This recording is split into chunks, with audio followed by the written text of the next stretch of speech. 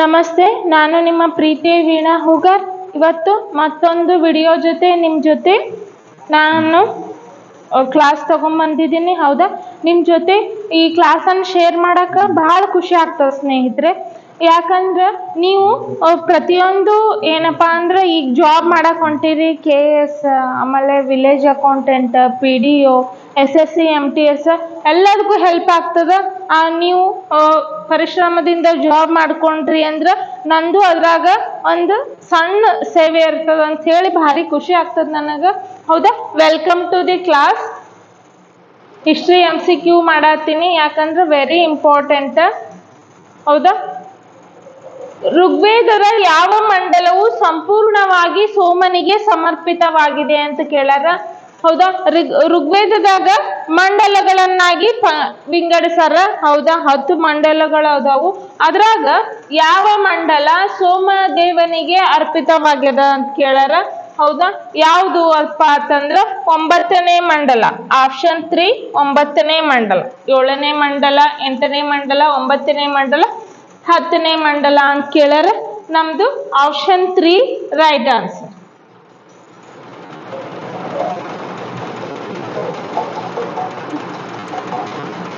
ನೋಡ್ರಿ, ಅದ್ರ ಬಗ್ಗೆ ಡೀಟೇಲ್ಸ್ ನೋಡೋಣ ಬರ್ರಿ.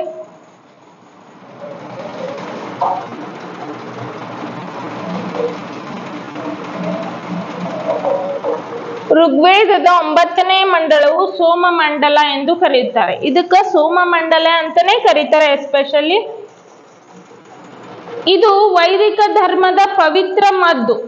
ಮದ್ದು ಅಂದ್ರ ಔಷಧ ಅಂತ ಅರ್ಥ. ಇದು ವೈದಿಕ ಧರ್ಮದ ಪವಿತ್ರವಾದಂತಹ ಒಂದು ಔಷಧ. ಸೋಮ ಪವಮಾನ ಅಂತ ಕರೀತಾರ.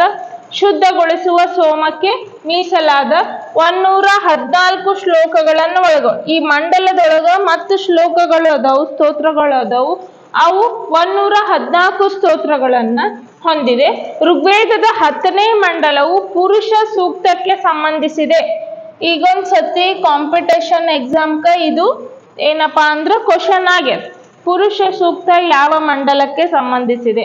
ಪುರುಷ ಸೂಕ್ತ ಋಗ್ವೇದ ಕಾಲದ 10ನೇ ಮಂಡಲಕ್ಕೆ ಸಂಬಂಧಿಸಿದ್ದಾಗಿದೆ. ಇದು ವರ್ಣ ವ್ಯವಸ್ಥೆ ಉಲ್ಲೇಖಿಸಲಾಗಿದೆ.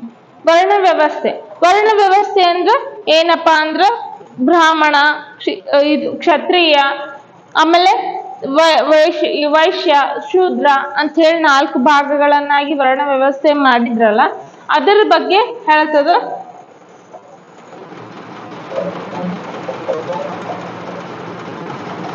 ನೋಡ್ರಿ, ಗಾಯತ್ರಿ ಮಂತ್ರವು ಋಗ್ವೇದದ ಯಾವ ಮಂಡಲದೊಳಗದ? ಇದನ್ನು ಕ್ವಶನ್ ಆಗಿದ್ದದ. ಋಗ್ವೇದದ 3ನೇ ಮಂಡಲ ಏನು? ಗಾಯತ್ರಿ ಮಂತ್ರ ವಿವರಿಸ್ತಾರ. ಗಾಯತ್ರಿ ದೇವಿ ಯಾರಂದ್ರ ಸೂರ್ಯನ ತಾಯಿ ಅಂತ ಹೇಳ್ತೀವಿ. ಗಾಯತ್ರಿ ಮಂತ್ರ ಪಠಿಸುವುದರಿಂದ ಸಾಕಷ್ಟು ಏನಪ್ಪಾ ಅಂದ್ರೆ ಸಮಸ್ಯೆಗಳು ನಿವಾರಣೆ ಆಗ್ತವೆ. ಹೌದಾ, ಆಮೇಲೆ ಹೋತ್ರ ಅಥವಾ ಹೋತ್ರಿಯನ್ನು ಋಗ್ವೇದದ ಪರಿಣಿತ ಋಷಿ ಎಂದು ಕರೆಯಲಾಗುತ್ತದೆ. ಹೌದಾ, ಹೋತ್ರ ಮತ್ತು ಹೋತ್ರಿ ಋಗ್ವೇದದ ಋಷಿ. ಋಗ್ವೇದ ಆಮೇಲೆ ಎಷ್ಟು ವೇದಗಳದಾವು? 4 ವೇದಗಳು ಅದ. ಹೌದಾ, ಋಗ್ವೇದ, ಸಾಮವೇದ, ಅಥರ್ವಣ ವೇದ, ಯಜುರ್ವೇದ. ಅದ್ರಾಗ ಋಗ್ವೇದದ ಬ್ಯಾರೆ ಋಷಿ, ಆಮೇಲೆ 4 ವೇದಗಳದು ಬೇರೆ ಬೇರೆ ಋಷಿಗಳು ಅದಾರ. ಋಗ್ವೇದದ ಋಷಿ ಯಾರಪ್ಪ ಅಂದ್ರ ಹೋತ್ರ ಮತ್ತು ಹೋತ್ರಿ ಅಂತ ಕರಿತೀವಿ. ಹೌದಾ, ಋಗ್ವೇದವು ಪುರುಷ ಸೂಕ್ತ, ಹಿರಣ್ಯ ಗರ್ಭ ಸೂಕ್ತ ಇತ್ಯಾದಿ 1024 ಸೂಕ್ತಗಳನ್ನು ಹೊಂದಿದೆ. ಋಗ್ವೇದ ಎಷ್ಟು ಸೂಕ್ತ ಹೊಂದಿದೆ? ಮಂಡಲಗಳು ಎಷ್ಟು? 10. ಸೂಕ್ತಗಳು ಎಷ್ಟು? 1028. ಇದು ಒಂದ್ಸತಿ ಕ್ವಶನ್ ಆಗ್ಯದ. ಎಲ್ಲ ಇಂಪಾರ್ಟೆಂಟ್ ಇದು. ನೆಕ್ಸ್ಟ್ ಕ್ವಶನ್ ಹೋಗೋಣ.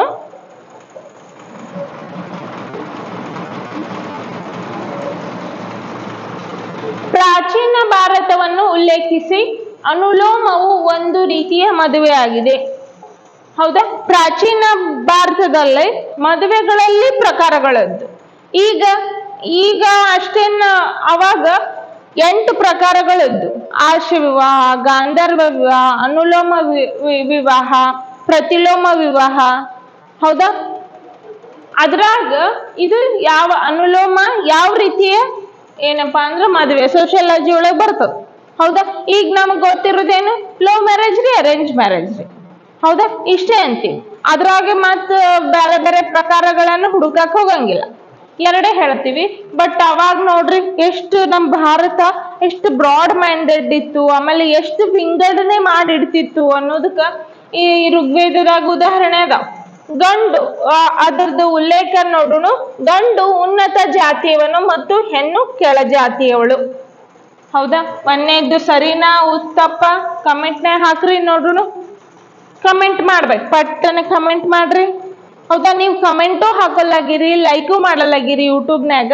ಹೌದಾ, ನಿಮ್ ಕಮೆಂಟ್ ನಿಂದ ನಾನು ಹೊಸ ಹೊಸ ಕ್ಲಾಸ್ ಮಾಡಾಕ ಸ್ಫೂರ್ತಿ ಆಗ್ತದ. ಅದಕ್ಕೆ ನಿಮ್ದು ಕರೆಕ್ಟ್ ಅದ ಮೇಡಮ್, ಹಿಂಗ್ ಸುಧಾರಿಸ್ಕೋಬೇಕ್ರಿ, ಏನಿ ಕಮೆಂಟ್ಸ್ ಕಮೆಂಟ್ಸ್ ಹಾಕ್ರಿ. ಹೌದಾ,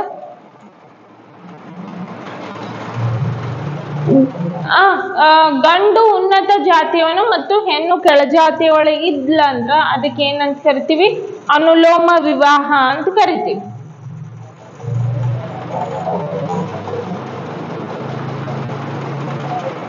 ಇಲ್ಲಿ ನೋಡು ಅದರ ಬಗ್ಗೆ ಉಲ್ಲೇಖಗಳನ್ನ.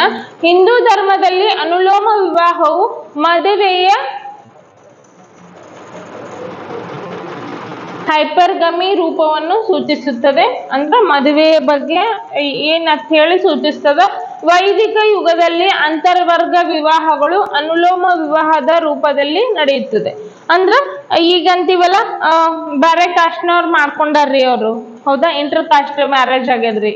ಅದಕ್ಕೆ ಅವಾಗೂ ಇತ್ತು ಇಂಟರ್ ಕಾಸ್ಟ್ ಮ್ಯಾರೇಜ್, ಈಗಂತಲ್ಲ ಅವಾಗ್ಲೂ ಇತ್ತು.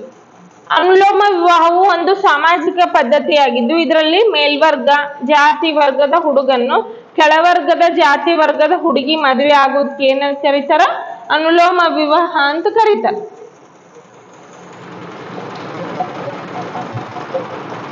ಅಂದ್ರ ಮೇಲ್ವರ್ಗದ ಜಾತಿ ಅಂದ್ರ ಬ್ರಾಹ್ಮಣರು ಫಸ್ಟ್ ಬರ್ತಿದ್ರು.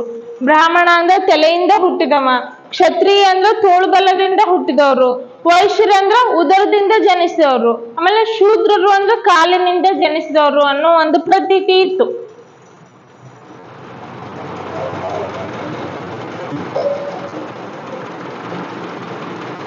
ಹೌದಾ, ಪ್ರತಿಲೋಮ ಮದುವೆ ಬಗ್ಗೆ ನೋಡೋಣ. ಪ್ರತಿಲೋಮ ಮದುವೆ ಇದು ಒಂದು ಮದುವೆಯ ರೂಪವಾಗಿದೆ. ಆಮೇಲೆ ಪ್ರತಿಲೋಮ ಎನ್ನುವುದು ವೈವಾಹಿಕ ಅಭ್ಯಾಸದ ಒಂದು ವಿಧವಾಗಿದ್ದು ಇದರಲ್ಲಿ ಕೆಳವರ್ಗದ ಪುರುಷ ಉನ್ನತ ವರ್ಗದ ಹುಡುಗಿಯನ್ನ ಮದುವೆ ಆಗುದು. ಹೌದಾ, ಈಗ ಕೆಳವರ್ಗದ ಶೂದ್ರ ವೈಶ್ಯರು ಏನ್ ಮಾಡುದು, ಬ್ರಾಹ್ಮಣರ ಹುಡುಗಿನ ಮದ್ವೆ ಆಗೋದಕ್ಕೆ ಏನಂತ ಕರೀತಾರ, ಪ್ರತಿಲೋಮ. ಬ್ರಾಹ್ಮಣ ಮತ್ತು ಕ್ಷತ್ರಿಯ ಮಗಳನ್ನ ಮದ್ವೆ ಆಗೋದಕ್ಕ ಪ್ರತಿಲೋಮ ಅಂತಾರ. ಆಮೇಲೆ ಬ್ರಾಹ್ಮಣ ಹುಡುಗ ಈ ಶೂದ್ರ ಕ್ಷತ್ರಿಯ ವೈಶ್ಯ ಹುಡುಗಿನ ಮದ್ವೆ ಆಗೋದಕ್ಕೆ ಏನಂತಾರ, ಅನುಲೋಮ ಅಂತ ಕರೀತಾರ.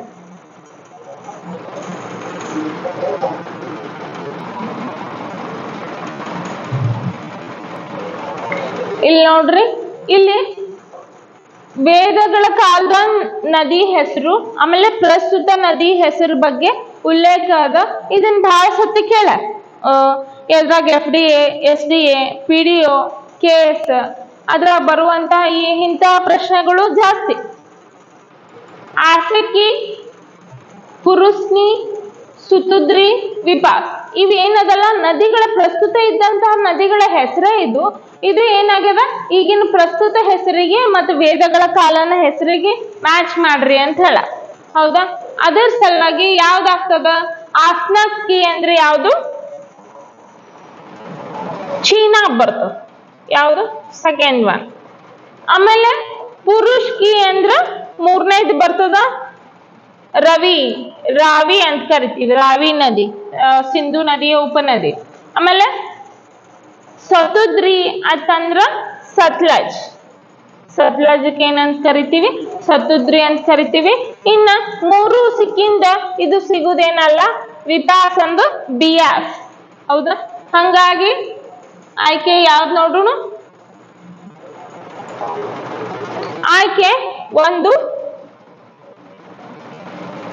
ಸರಿಯಾದ ಉತ್ತರ. ಹೌದಾ, ಆಯ್ಕೆ ಒಂದು ಸರಿಯಾದ ಉತ್ತರ. ಇದ್ರ ಬಗ್ಗೆ ವಿವರಣೆ ನೋಡೋಣ.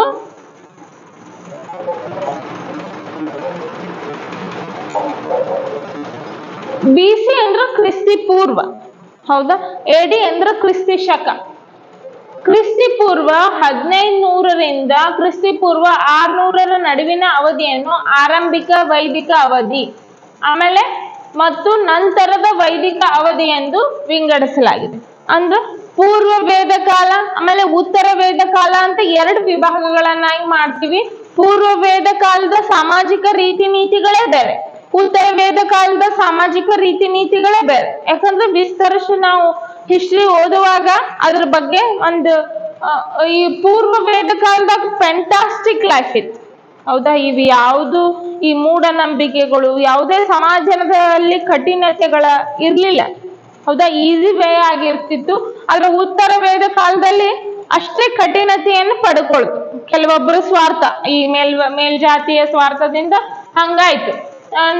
ಅದನ್ನ ಕ್ಲಾಸ್ನಾಗ ನೀವು ಆಫ್ಲೈನ್ ಕ್ಲಾಸಿಗೆ ಸೂರ್ಯ ಕರಿಯರ್ ಅಕಾಡೆಮಿಗೆ ಬಂದ್ರ ಇದನ್ನ ಸಂಪೂರ್ಣವಾಗಿ ಎಲ್ಲ ಸಬ್ಜೆಕ್ಟ್ ಅನ್ನ ಸುವಿವರವಾಗಿ ನಿಮಗ್ ತಿಳಿಯುವಂಗ ಕಾನ್ಸೆಪ್ಟ್ ಮುಖಾಂತರ ಹೇಳ್ತೀವಿ. ನೃತ್ಯ ಶಿಕ್ಷಕರಿಂದ ಬೋಧನೆ, ಆಮೇಲೆ ಈಗ SSC GD ಏನಪ್ಪಾ ಅಂದ್ರೆ ಬ್ಯಾಚ್ ಸ್ಟಾರ್ಟ್ ಆಗ್ಯಾವು. ಆಮೇಲೆ ನಿಮಗ್ ರನ್ನಿಂಗ್ 400 ಮೀಟರ್ ಓಟ ಇಲ್ಲೇ ಸ್ವಂತವಾದ ಗ್ರೌಂಡ್ ಅದ. ಆಮೇಲೆ ರುಚಿಕರವಾದ ಮತ್ತು ಆರೋಗ್ಯಕರವಾದ ಊಟದ ವ್ಯವಸ್ಥೆ ಅದ. ಸೂರ್ಯ ಕರಿಯರ್ ಅಕಾಡೆಮಿನೇ ಒಮ್ಮೆ ಕಾಂಟ್ಯಾಕ್ಟ್ ಮಾಡಿ ನೋಡ್ರಿ. ಹೌದಾ. ಇಲ್ಲಿಯ ಸೌಲಭ್ಯವನ್ನ ಪಡ್ಕೋರಿ ಅಂತ ಹೇಳ್ತೀನಿ. ಆಮೇಲೆ ಹೊಸದಾಗಿ ಯಾರ್ಯಾರು ನೋಡಾತಿರಲ್ಲ ಎಲ್ಲರೂ ತಪ್ಪದೆ ಸಬ್ಸ್ಕ್ರೈಬ್ ಮಾಡ್ರಿ.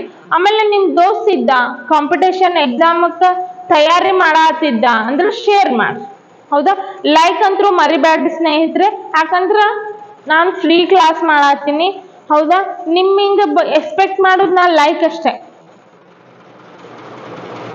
ಆಮೇಲೆ ಪೂರ್ವ ವೈದಿಕ ಅವಧಿ ಇಲ್ಲಿ ನೋಡ್ರಿ. ವೈದಿಕ ನದಿ ಹೆಸರು ಆಮೇಲೆ ಪ್ರಸ್ತುತ ನದಿ ಹೆಸರು ಅದ.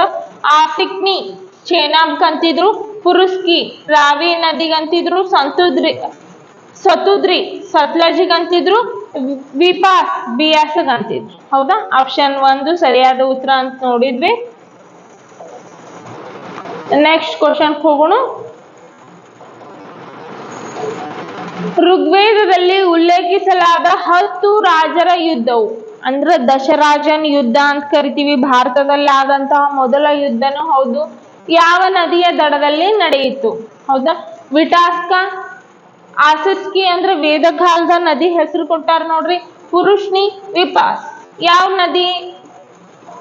ನದಿ ದಂಡಿ ಮೇಲೆ ನಡೀತದ ಕೇಳ್ತಾರ. ಆನ್ಸರ್ ಯಾವ್ದಪ್ಪ ಅಂದ್ರ ಪುರುಷ್ನಿ ನದಿ ದಂಡೆ ಮೇಲೆ ಏನು ದಶರಾಜನ್ ಯುದ್ಧ ನಡೀತು. ಅದ್ರ ಬಗ್ಗೆ ಡೀಟೇಲ್ಸ್ ಆಗಿ ತಿಳ್ಕೊಳ್ಳೋಣ. ಯಾರ್ಯಾರ ಮಧ್ಯೆ ಆಯ್ತು?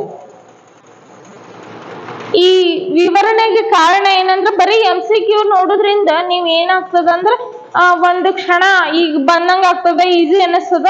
ಬಟ್ ಆ ಕಾನ್ಸೆಪ್ಟ್ ಹಿಂದಿನ ಮೂಲ ಗೊತ್ತಿದ್ರ ಮಾತ್ರ ನೆನಪಿರ್ತದ. ಹೌದಾ. ಈಗ ಕತಿ ಕೇಳುದು ಹೆಂಗ, ಆಮೇಲೆ ಬರೀ ಕ್ವಶನ್ ಆನ್ಸರ್.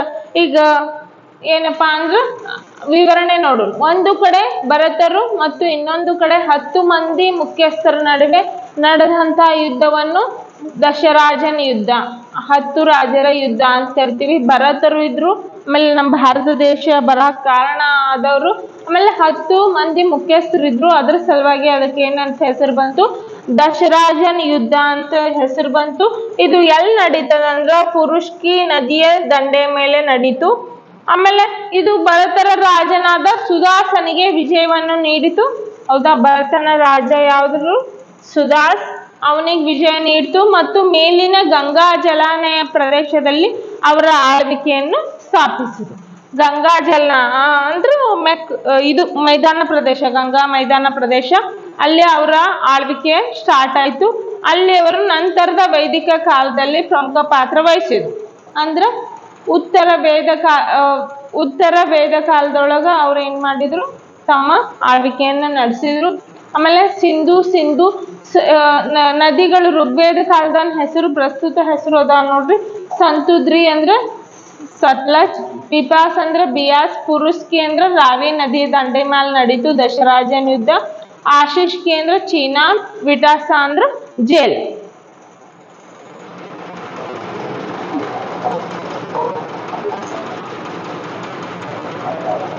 16ನೇ ಮಹಾಜನಪದದಲ್ಲಿ ಯಾವುದು ಗೋದಾವರಿ ನದಿಯ ದಡದಲ್ಲಿದೆ ಅಂತ ಕೇಳ್ತಾರ. ಹೌದಾ? ಜನಪದಗಳು ಎಷ್ಟು ಬಂದು ಅಂದ್ರೆ 16 ಜನಪದಗಳು ಇದ್ವು. ಹೌದಾ? ಕುರುನು ಅದ್ರಾಗಿತ್ತು, ಪಾಂಚಾಲ, ಅಸ್ಮಾಕ, ಚೇದಿ, ಮಲ್ಲ, ಅವೆಲ್ಲ ಎಲ್ಲಿ ಮಗಧದಿಂದನೇ ಮಗಧ ಸಾಮ್ರಾಜ್ಯನೇ ಬೆಳೆದು ಏನಾಯ್ತು ಅಂದ್ರೆ ನಂದ ಸಾಮ್ರಾಜ್ಯ ಆಯ್ತು. ಅದೇ ನಂದ ಸಾಮ್ರಾಜ್ಯವನ್ನ ಸೋಲಿಸಿ ಯಾರು ಬಂದ್ರು? ಮೌರ್ಯ ಸಾಮ್ರಾಜ್ಯ ಮಗಧ ಜನಪದದಲ್ಲೇ ಬೆಳೆದಂತಹ ಒಂದು ದೊಡ್ಡ ಸಾಮ್ರಾಜ್ಯ. ಇದು ಯಾವ ಗೋದಾವರಿ ನದಿ ದಡದಲ್ಲಿ ಬೆಳೆದಂತಹ ಒಂದು ಮಹಾಜನಪದ ಯಾವುದು ಅಂದ್ರೆ ಅಸ್ಮಾಕ.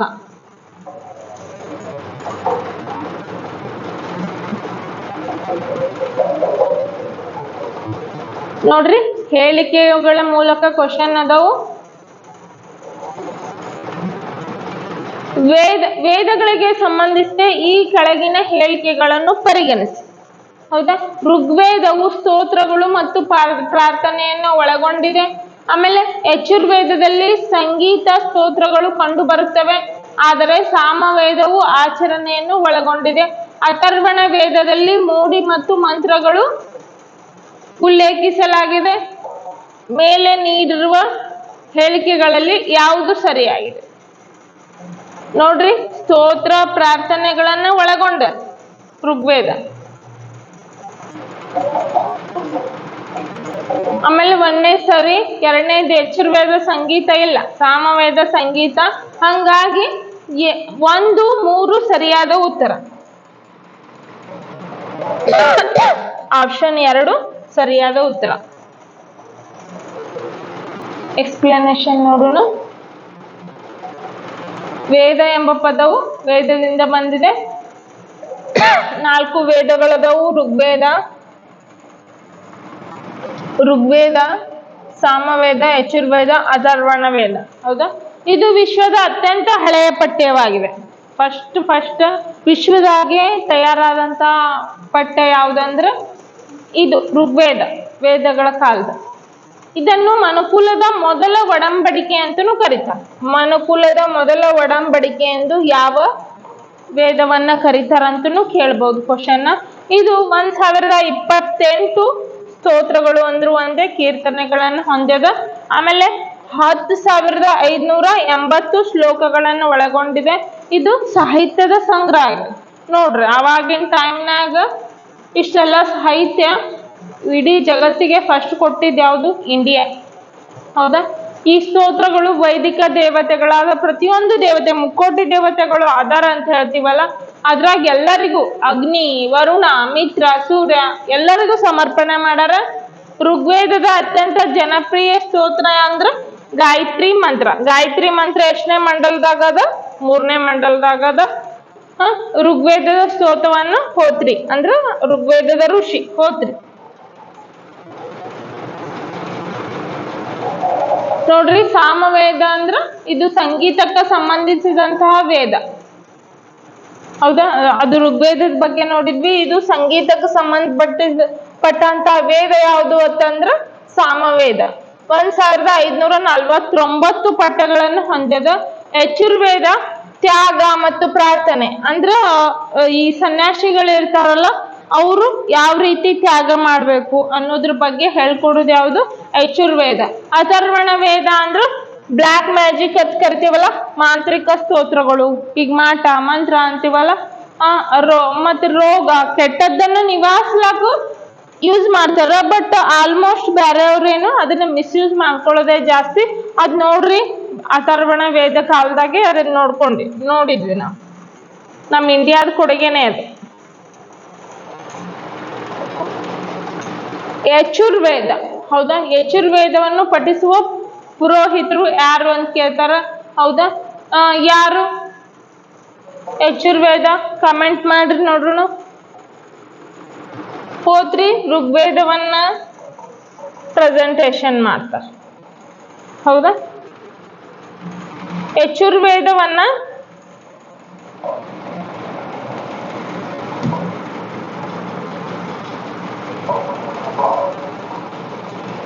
ಅದ್ವೈರ್ಯ. ಆಪ್ಷನ್ 2 ಸರಿ. ಆಮೇಲೆ ಋಗ್ವೇದ ನೋಡ್ರಿ ಬ್ರಾಹ್ಮಣರು, ಉಪನಿಷತ್ತು ಪುರೋಹಿತರು. ಋಗ್ವೇದದ ಪುರೋಹಿತರು ಯಾರು? ಹೋತ್ರಿ. ಸಾಮವೇದದ ಪುರೋಹಿತರು ಉದ್ಗಾತ್ರಿ. ಯಜುರ್ವೇದದ ಪುರೋಹಿತರು ಅದ್ವೈರ್ಯ. ಅಥರ್ವಣ ವೇದದ ಪುರೋಹಿತರು ಬ್ರಾಹ್ಮಣ. ಹೌದಾ? ಈ ಸ್ಕ್ರೀನ್ಶಾಟ್ ತೋರಿ ಎಲ್ಲರೂ, ಯಾಕಂದ್ರೆ ಯೂಸ್ ಅದು.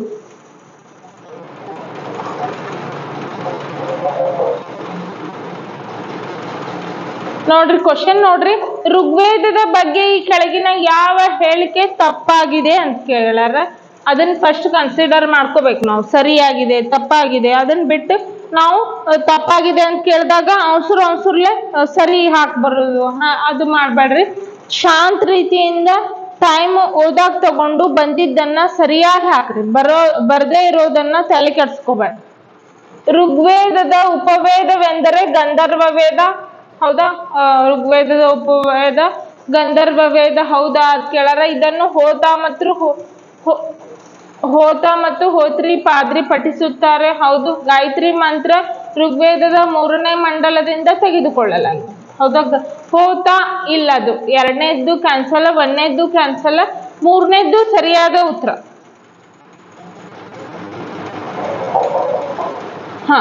ಸಾರಿ, 1 ಮತ್ತು 3 ಉಪವೇದ ಗಂಧರ್ವ ವೇದದ, ಆಮೇಲೆ 1 ಮತ್ತು 3 ಸರಿಯಾದ ಉತ್ತರ. ಆಪ್ಷನ್ 3.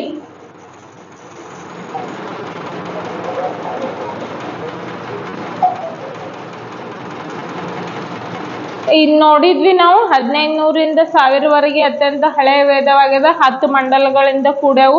2 ರಿಂದ 7 ಮಂಡಲಗಳು ಅತ್ಯಂತ ಹಳೆಯವಾಗಿವೆ. 2 ಮತ್ತು 7 ಎರಡು ಏನು? ಅತ್ಯಂತ ಹಳೆಯವಾಗ್ಯವು. ಮತ್ತು ಕುಟುಂಬದ ಪುಸ್ತಕ ಋಷಿಗಳ ನಿರ್ದಿಷ್ಟ ಕುಟುಂಬ ವಿವರಿಸ್ತಾವು. ಹೌದಾ? 8ನೇ ಮಂಡಲವು ಕಣ್ವ ಋಷಿ ಕೇಳಿರಲ್ಲ. ಹೌದಾ? ಕಣ್ವ ಋಷಿ ಕುಟುಂಬಕ್ಕೆ ಸಂಬಂಧಿಸಿದ್ದೆ. 9ನೇ ಮಂಡಲವು ಸೋಮಸೂತ್ರ, ಆಗಲೇ ನೋಡಿದ್ವಿ. 1 ಮತ್ತು 10 ಮಂಡಲಗಳು ಇತ್ತೀಚೆಗೆ 4 ವರ್ಣಗಳನ್ನು ವ್ಯಾಖ್ಯಾನಿಸುವ ಪುರುಷ ಸೂಕ್ತವನ್ನ ಒಳಗೊಂಡಿದೆ.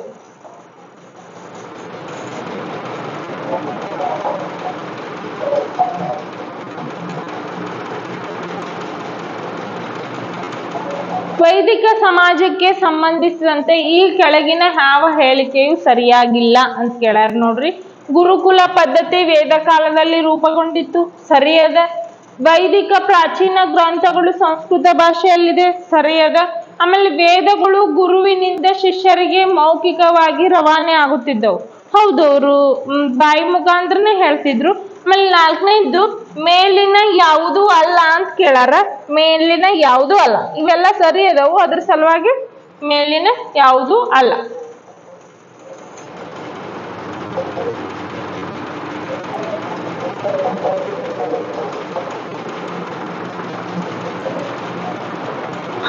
ಆರಂಭಿಕ ವೇದಗಳ ಅವಧಿಯಲ್ಲಿ 2 ಸಭೆಗಳು ಯಾವುವು ಅಂತ ಕೇಳಾರ. ಹೌದಾ?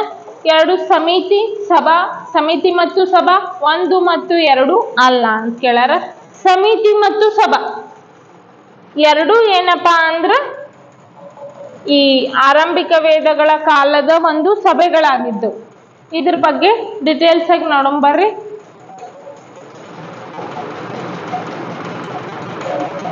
ಇದು ಸಿಂಧೂ ಕಣಿವೆ ಇದು ಗೊತ್ತದ ನಮಗ, ಆಲ್ರೆಡಿ ಗೊತ್ತಿದ್ದಿದ್ದೆ, ಟೈಮ್ ವೇಸ್ಟ್ ಮಾಡೋದು ಬೇಡ.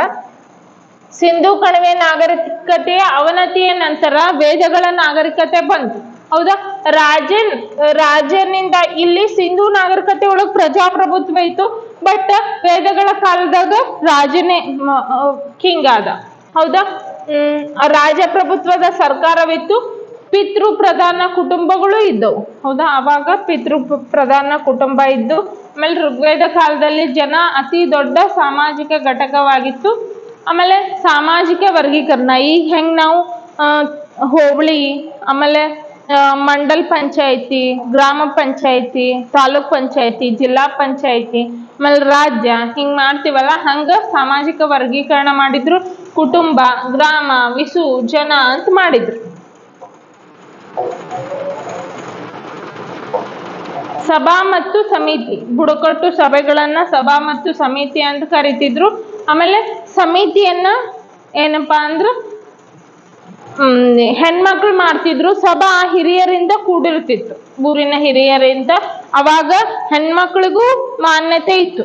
ಸ್ತ್ರೀ ಪ್ರಾಮುಖ್ಯತೆಯನ್ನು ಕೊಡ್ತಿದ್ರು. ಅದಕ್ಕೆ ಸ್ತ್ರೀಯರು ಕೂಡ ಏನ್ ಮಾಡ್ತಿದ್ರು, ಈ ಸಭೆಯಲ್ಲೇ ಪಾಲ್ಗೊಳ್ತಿದ್ರು. ಹೌದಾ?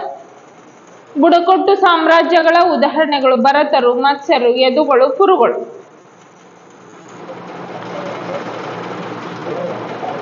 ಮಹಿಳೆಯರು ಈ ಸಭೆಗೆ ಹಾಜರಾಗುತ್ತಿದ್ದರು ಮತ್ತು ಅವರನ್ನು ಸಭಾವತಿ ಅಂತ ಕರೀತಾರೆ. ಈಗ ಹಂಗ ಅಧ್ಯಕ್ಷರು ಅಂತ ಹೇಳಿ ಕಾಮನ್ ಆಗಿ ಕರಿತೀವಲ್ಲ, ಹಂಗ ಅವಾಗ ಮಹಿಳೆಯರು ಜಾಯಿನ್ ಆದ್ರಂದ್ರ ಸಭಾವತಿ ಅಂತ ಕರಿತೀವಿ. ನೋಡ್ರಿ, ಆದಷ್ಟು MCQ ಅದಾವಲ್ಲ, ಎಲ್ಲ ಲೇಯರ್ ಅಂದ್ರ ಈಸಿ ಇದ್ದಿದ್ದು ಅದಾವು, ಆಮೇಲೆ ಟಫ್ ಇದ್ದಿದ್ದು ಅದಾವ. ಋಗ್ವೇದ ಕಾಲದ ಬಗ್ಗೆ ಡಿಟೇಲ್ಸ್ ಆಗಿ ಹೇಳಿನಿ ಸ್ನೇಹಿತರೆ. ಹೌದಾ? ನಿಮ್ಗೆಲ್ರಿಗೂ ಯೂಸ್ ಆಗ್ತದೆ ಇದು. ಏನಪ್ಪಾ ಅಂದ್ರ ಇಷ್ಟು ಹೇಳಿ ನಾನು ನನ್ನ ಕ್ಲಾಸನ್ನು ಮುಗಿಸ್ತಿದ್ದೀನಿ. ಮತ್ತು ನಾಳೆ ಎಕ್ಸಾಮ್ ಹೊಂಟಿರಲ್ಲ ಎಲ್ಲರೂ, ಕಡ್ಡಾಯ ಕನ್ನಡ ಎಕ್ಸಾಮ್ಗೆ ಎಲ್ಲರಿಗೂ ಏನಪ್ಪಾ ಅಂದ್ರೆ ನನ್ನ ಕಡೆಯಿಂದ ಗುಡ್ ಲಕ್. ಸೂರ್ಯ ಕರಿಯರ್ ಅಕಾಡೆಮಿಯಿಂದ ಗುಡ್ ಲಕ್. ಚೆನ್ನಾಗಿ ಬರೀರಿ. ಇಷ್ಟು ಹೇಳಿ ನನ್ನ ಕ್ಲಾಸ್ ಮುಗಿಸ್ತೀನಿ.